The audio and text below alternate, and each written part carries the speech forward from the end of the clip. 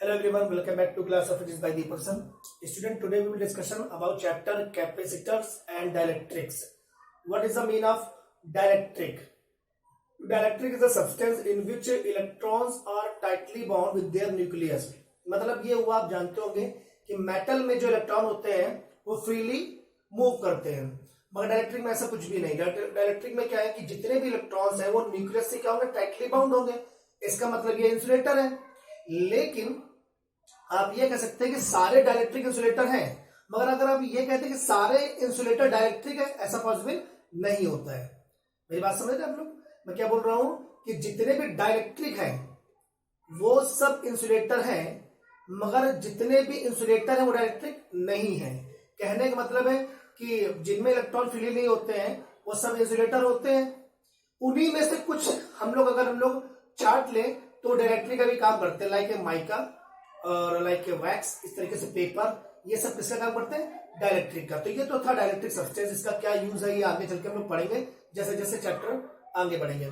तो हम लोग अब पढ़ना चाहते हैं कैपेसिटेंस क्या होता है। एक्चुअली कैपेसिटेंस एक प्रॉपर्टी है। कैपेसिटेंस क्या है? एक प्रॉपर्टी है, ठीक, चार्ज को होल्ड करने की।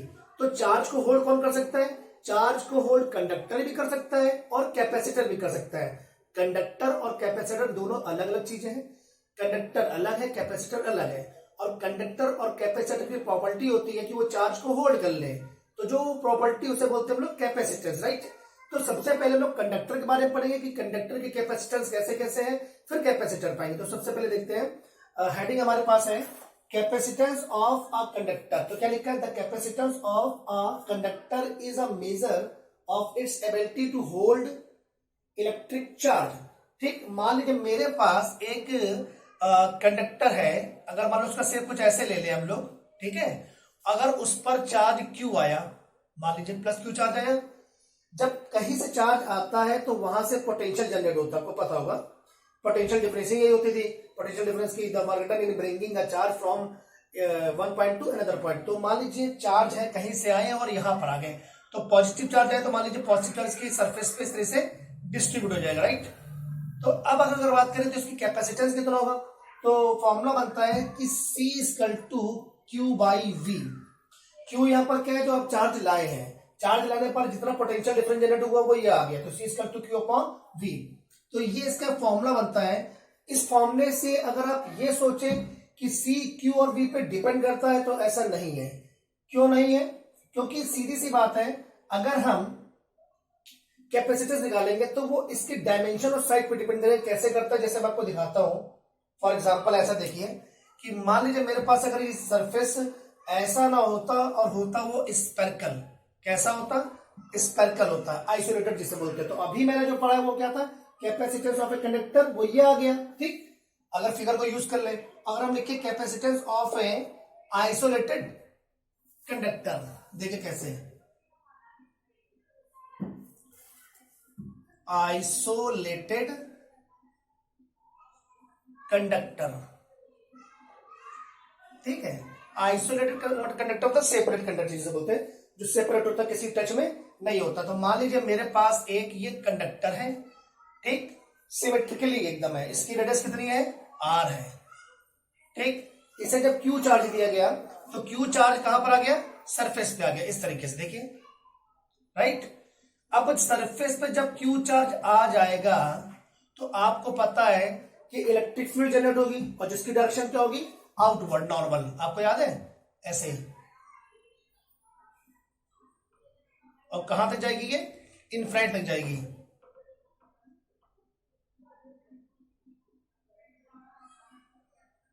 तो इस तरीके से मान लीजिए इलेक्ट्रिक फील्ड है, ये बाहर जा रही है। तो अब आपको पता है कि इसका जो पोटेंशियल होगा वो फॉर्मूला क्या होगा पोटेंशियल का, तो V इक्वल टू होता है KQ बाई R। ये फॉर्मूले बहुत आपको पढ़ा चुके शुरू में, ठीक। KQ बाई R, यहां पर K की वैल्यू आप जानते हैं, वही 1/4 pi epsilon not Q by R। अगर डायरेक्टली कांस्टेंट K बराबर 1 हो तो यहाँ K की वैल्यू 1 लिख देंगे, जितना हुआ लिख देंगे। यहाँ छोटा सा K ले लेता हूं मैं। K इज द मीडियम का क्या है, आपको पता ना, डायरेक्ट्रिक, ठीक। अब जरा ध्यान देना, आपको पता है C इक्वल टू क्या होता है, Q अपॉन V होता है।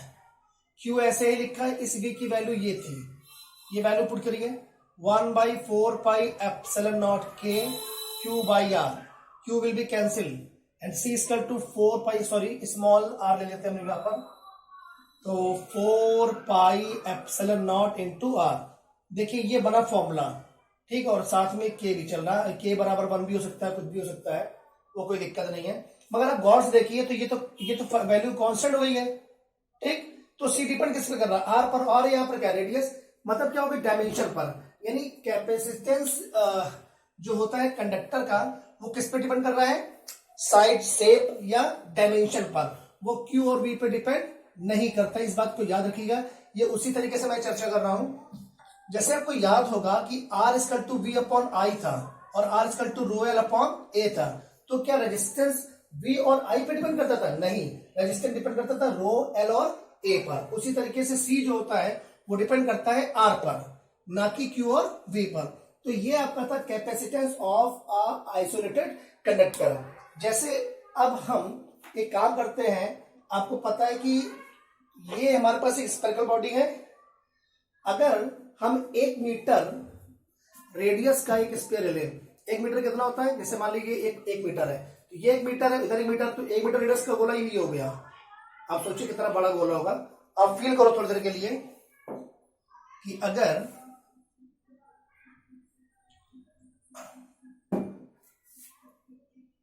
For R equal to 1 metre, C equal to 4πε0 into k equal to 1 मान लिया मैंने, और इंटू ये हो गया, तो वैल्यू देखो जरा, 4 पाई की वैल्यू आप जानते हैं, चलिए पाई हम ऐसे लिख दे रहे हैं, इंटू एप्सिलॉन की वैल्यू तो 8.85 10 टू पावर -12, ये वैल्यू फिक्स होती है, याद कर लीजिए, इंटू 1। आप सोचिए -12 आया, कितना छोटी वैल्यू होगी ना ये। -12 बड़ा होता है कि +12 बड़ा होता है? -12 छोटा होता है, +12 बड़ा होता है, आपको पता पावर में। तो यहां पर ये वैल्यू आई फैरेड। अब फैरेड इसकी क्या यूनिट होती है, एक फॉर्मूला भी लिखा था मैंने आपको कि C equal to Q upon V, तो इसकी जो यूनिट होती है फैरेड, क्या होती है, क्योंकि फैरेड एक साइंटिस्ट थे, ठीक, उन्हीं ने इसके बारे में थोड़ा सा बताया था। तो अगर ये फॉर हम ले ले अर्थ के लिए, फॉर अर्थ की रेडियस कितनी होती है, 400 किलोमीटर होती है। चलिए लिखिए जरा, C इक्वल टू 4πε0, 1 मीटर जगह क्या देंगे आप, 6.4 10 की पावर 6 मीटर। जरा सॉल्यूशन करिएगा, इसको सॉल्व करेंगे तो 4 हो गया, पाई हो गया, इंटू 8.85 इंटू 10⁻12 हो गया, इंटू 6.4 इंटू 10⁻6 मीटर 6 होगा। सबका सॉल्यूशन करेंगे तो आई थिंक 711 माइक्रोफैराड आता है। जरा सोचिए, अर्थ इतनी बड़ी है, अर्थ इतनी बड़ी है, उसकी कैपेसिटी कितनी है, सिर्फ 711 माइक्रोफैराड, यानी काम चलने वाला नहीं है, यानी और कुछ भी करना पड़ेगा। हम चाहते हैं कि हमारे पास जो कैपेसिटेंस हो वो ज्यादा बड़ी वैल्यू में हो, मतलब हमारे पास जो क्षमता हो उसकी वैल्यू थोड़ी ज्यादा हो। इसलिए साइंटिस्ट ने क्या किया कि कंडक्टर से हटकर हम आ गए कैपेसिटर पे। वो कैपेसिटर पे कैसे आए थे आपको बता दिया ना। हुआ ये, उन्होंने बहुत सारे एक्सपेरिमेंट किए यार, बहुत सारे चीजें करी कि मतलब किसी तरह चार्ज ज्यादा हम कलेक्ट कर पाए एक सिस्टम में। अच्छा, ये चार्ज कलेक्ट क्यों कर रहे हैं, चार्ज कलेक्ट क्यों कर रहे हैं, क्योंकि आपको बता दें बहुत सारे काम हमें ऐसे होते हैं जब करना होता है तो हमें बहुत सारे चार्ज, यानी बहुत सारे पोटेंशियल एक मतलब ज्यादा मात्रा में चाहिए होता है। फॉर एग्जांपल अगर हम बात करें कैपेसिटर भी हम पढ़ेंगे, ये तो कंडक्टर के कैपेसिटेंस है, अब हम पढ़ेंगे कैपेसिटर का कैपेसिटेंस। तो उसमें क्या हुआ करेगा कि हम लोग को चार्ज या एनर्जी की वैल्यू एकदम एक झटके में चाहिए होगी, बहुत सारी मात्रा में चाहिए होगी। ये कैपेसिटर होता क्या है, कैपेसिटर आपने देखोगे फैन में जो कंडेंसर लगा होता है वो एक तरह से कैपेसिटर का काम करता है। स्पेरिकल देखा होगा अपने, सिलेंड्रिकल टाइप का होता है, सिलेंड्रिकल टाइप का बड़ा सा। तो वो क्या करता है, वो टॉर्क देता है।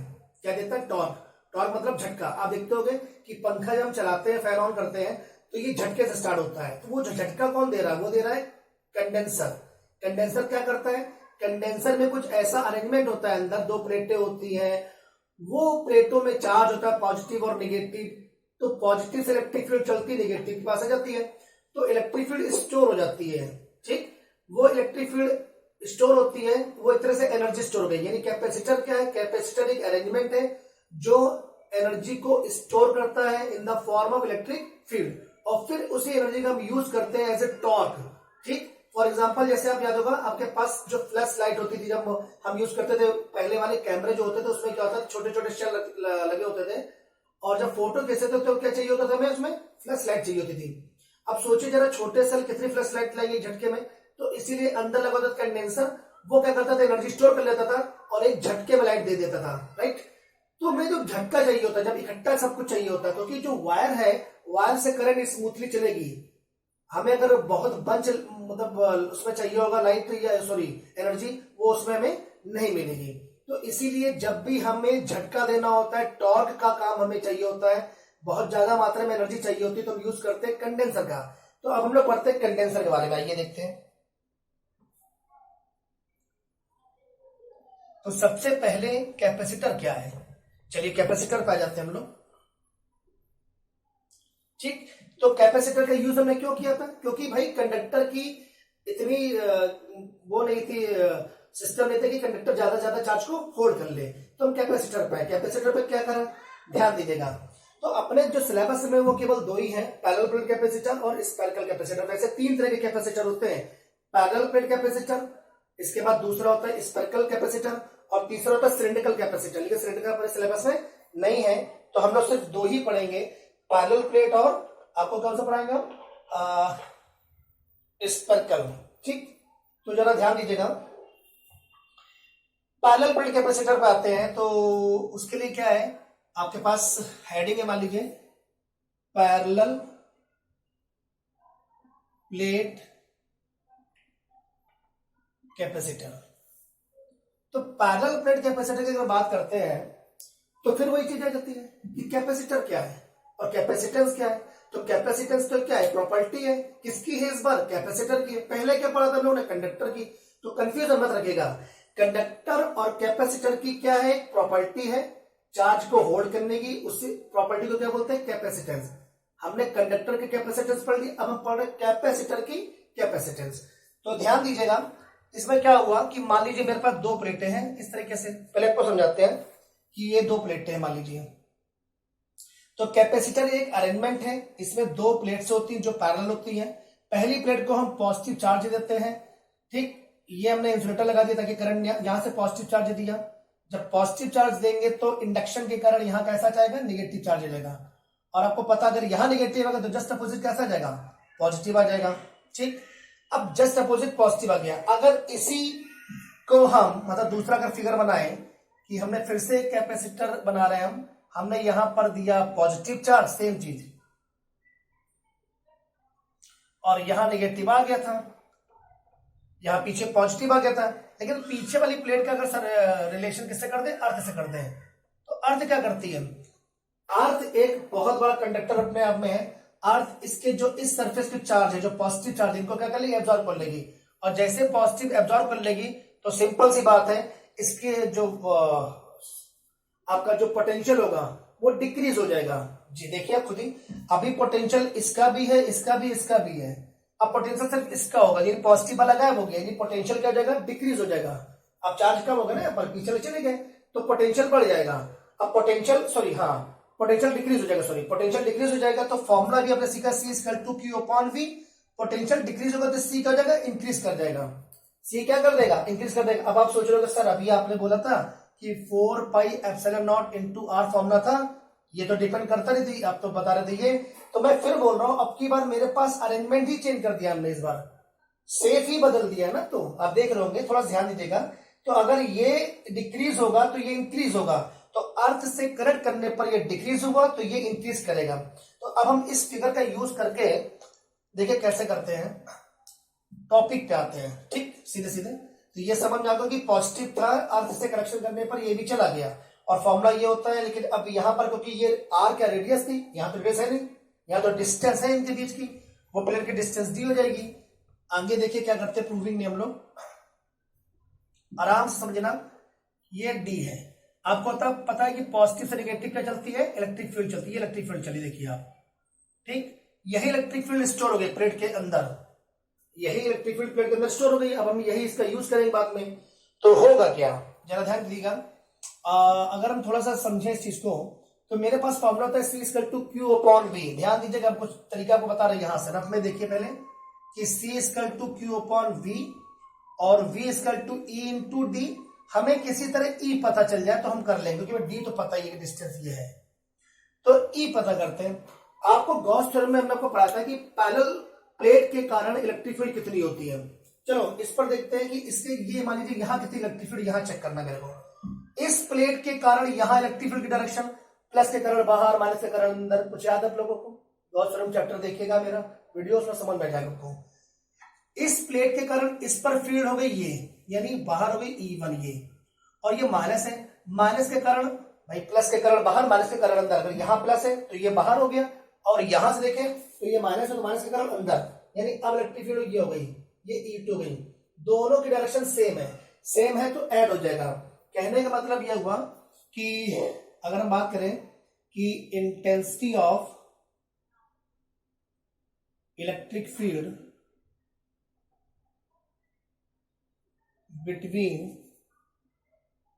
Parallel plate E equal to E1 plus E2, और इसकी जो वैल्यू थी वो थी सिग्मा अपॉन 2 एप्सिलॉन नॉट और प्लस सिग्मा अपॉन 2 एप्सिलॉन नॉट। ठीक, अब अगर डायरेक्ट्रिक कांस्टेंट K हो तो आप K का डिवाइड भी कर दीजिए यहां पर, तो हो जाएगा यहां से 2K एप्सिलॉन नॉट और 2K एप्सिलॉन नॉट। हाँ, तो अगर डायरेक्ट्रिक सब्सटेंस K होता तो क्या होता? तो ऐसा करते हैं,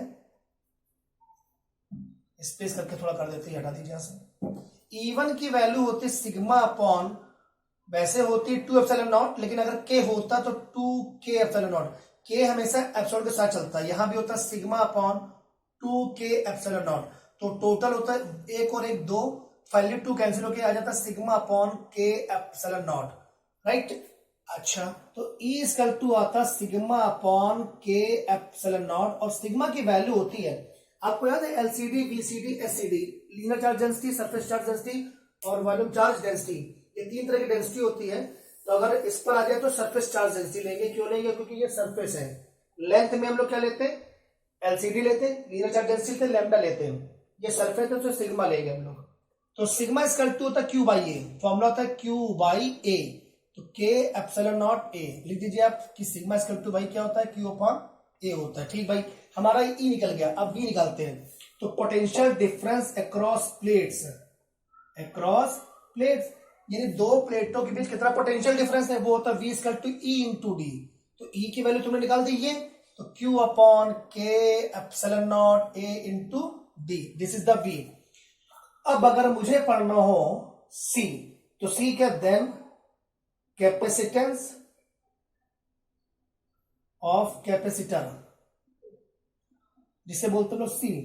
तो C इक्वल टू हो जाएगा Q अपॉन V। Q ऐसे ही रहा, V की वैल्यू आपने ये निकाली, ये देखिए V, ये V की वैल्यू है ये पूरी। तो कितने लिखी है ये? Q D upon K epsilon not A। Q Q cancel, अब शिफ्ट करिए K epsilon not A by D आ जाएगा, है ना। ठीक, अब इसके आगे थोड़ा सा और बचा है, कंडीशन लगाएंगे थोड़ी सी। इफ K इक्वल टू 1, ये K जो है वो डायरेक्टली कांस्टेंट है। K इक्वल टू 1 होता है फॉर एयर और वैक्यूम, ये आप पहले दिन से पढ़ रहे हो जब आप गुलाम सलाह पढ़ रहे थे, फॉर एयर और वैक्यूम। ठीक भाई, K इक्वल टू 1 कर देंगे। अगर K इक्वल टू 1 कर दिया तो क्या बचा? सिर्फ epsilon not A by D बचा। ठीक, अब आप गौर से देखिए, ये भी C के इक्वल है, ये भी C के इक्वल है। यहां पर K है, यहां पर K नहीं है, तो कुछ तो डिफरेंट करना चाहिए ना, क्योंकि K बराबर अगर 1 है तो ठीक है, अगर K बराबर 2 होता तो इक्वल होता, क्या नहीं होता। इसलिए इस पूरे सिस्टम का मानेंगे C नॉट। क्या मानेंगे? C नॉट मतलब इनिशियल।